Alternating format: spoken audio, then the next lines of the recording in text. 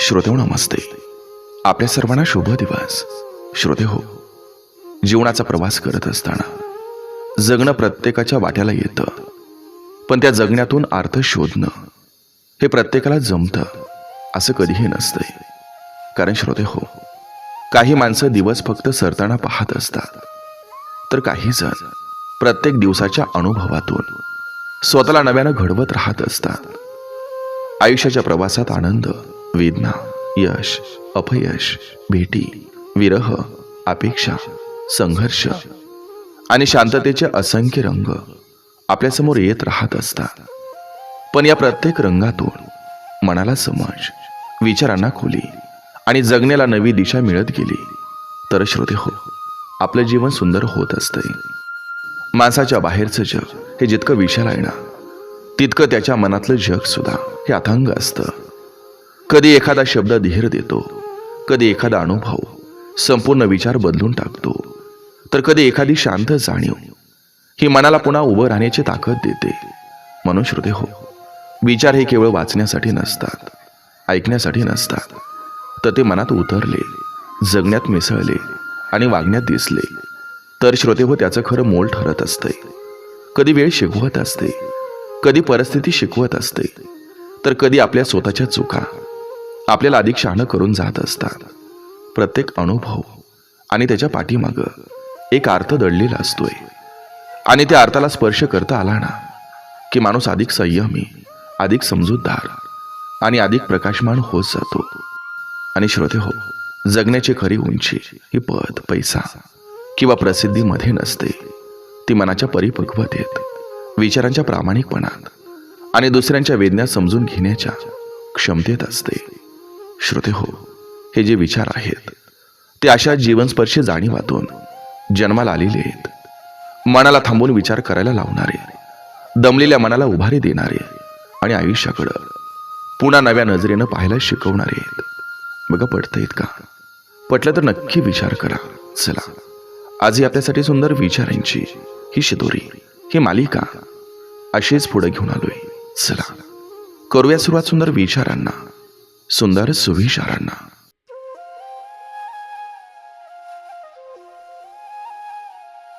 वेळ हा आयुष्याचा सर्वात शांत शिक्षक असतो. तो कधी ओरडत नाही, कधी उपदेश करत नाही, पण त्याच्या प्रवासात माणूस नकळत खूप काही शिकत जातो. काही लोक वेळेसोबत पुढे जातात, काही मागं राहतात, पण जो वेळेच्या प्रत्येक क्षणाला अर्थ देतो त्याचं आयुष्य कधीच वाया जात नाही. कष्ट हे नेहमी लगेच फळ देत नाही, पण ते माणसाला आतून घडवत राहतं. घामाच्या प्रत्येक थेंबात भविष्याचं बीज दडलेलं असतं. म्हणून मेहनतीचा मार्ग कठीण असला तरी तोच आयुष्याला खरा सन्मान मिळवून देतो.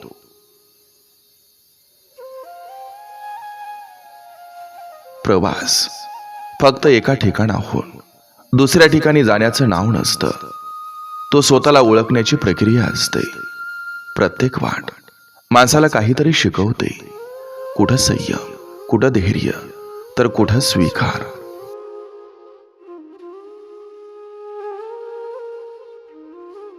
पाऊस जसा कोरड्या जमिनीला जीवन देतो, तसंच काही प्रसंग माणसाच्या कोरड्या मनालाही नव्यानं फुलवून जातात. कधी कधी जीवनात आलेलं एखादं संकटच पुढच्या आनंदाची तयारी करत असतं.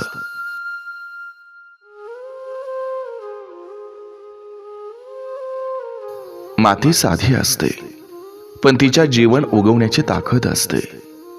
तसं साधेपणात जगणाऱ्या माणसातही अनेकदा असामान्य शक्ती दडलेली असते.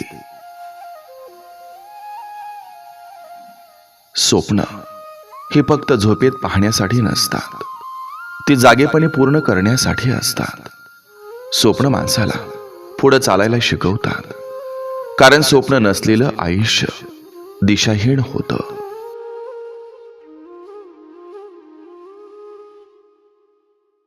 वय वाढतं म्हणून माणूस मोठा होत नाही. अनुभवाने मन खोल झालं की मोठेपण येतं. काही लोक कमी वयातही खूप काही समजून घेतात, तर काही आयुष्यभर शिकतच राहतात. अंधार कितीही मोठा असला तरी एका छोट्या दिव्यानं तो मागं हटतो. तसंच आयुष्यात एक सकारात्मक विचारही अनेक निराशा दूर करू शकतो.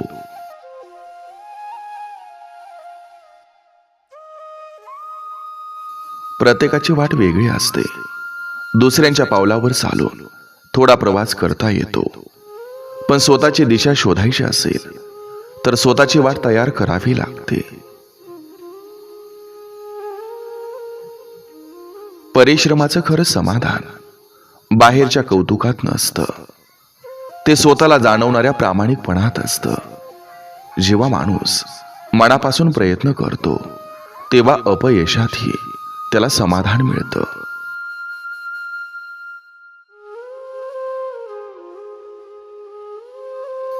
रात्र कितीही गडद असली तरी पहाट उगवतेच. जीवनातही तसंच असतं. कठीण काळ कायमचा राहत नाही. धीर धरला की नव्या प्रकाशाची सुरुवात होते. नदी कधी थांबत नाही, ती वळणं घेत पुढं वाहत राहते. जीवनही तसंच असतं. अडथळे आले तरी थांबायचं नाही, पुढं वाहत राहायचं.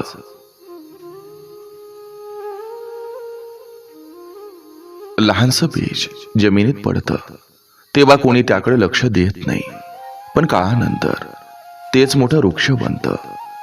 तसं छोट्या प्रयत्नामधून मोठं यश जन्माला येतं.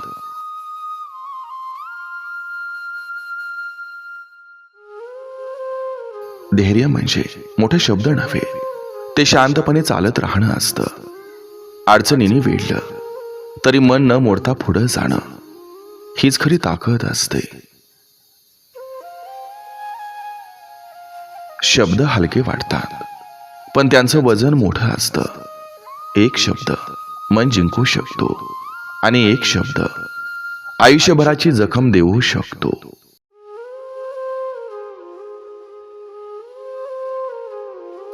जीवन ही अशी शाळा आहे जिथं आधी परीक्षा होते आणि नंतर धडा मिळतो, पण जो प्रत्येक अनुभवातून शिकतो तो पुढच्या वाटेवर अधिक मजबूत होतो.